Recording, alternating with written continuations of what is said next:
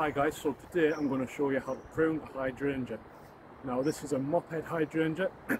These are the type with the big balls of flower, and this is late February. You should be pruning late February to early March, and you'll know when it's time to prune because you've got new growth coming from further down in the stem. Now this is a little bit early, there's still more buds rather than new growth, but the customer wants it done, and you know, I'm quite happy to do it because they'll be out in the next few days. So this is a big communal garden, so I want to try and keep the same sort of shape and size because it fits this corner quite nicely, but when you prune yours you might want to take it back a little bit further.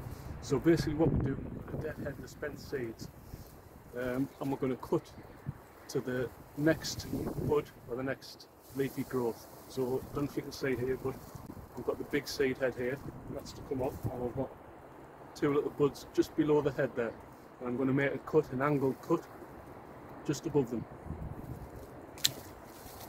like that. So we've got rid of the seed head, and we've got the buds there, which will go on to grow over the spring and summer.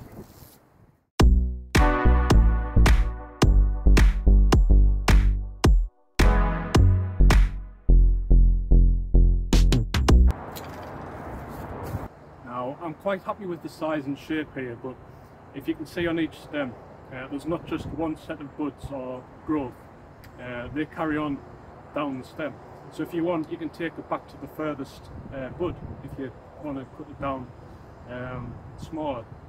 But as I say, I'm just going to leave it the size here I'm quite happy with. But what I am going to do, I'm going to go through it, and any stems that are crossing over, I'm just going to snip off.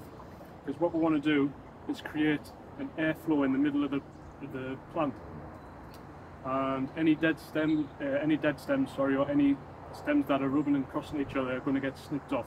And I'm also going to go through and cut out maybe 10 to 20% of older growth, just to get a bit of, again, air in the middle.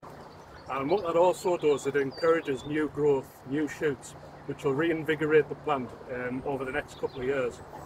So if you do that every year, that'll keep it nice and healthy with plenty of new growth.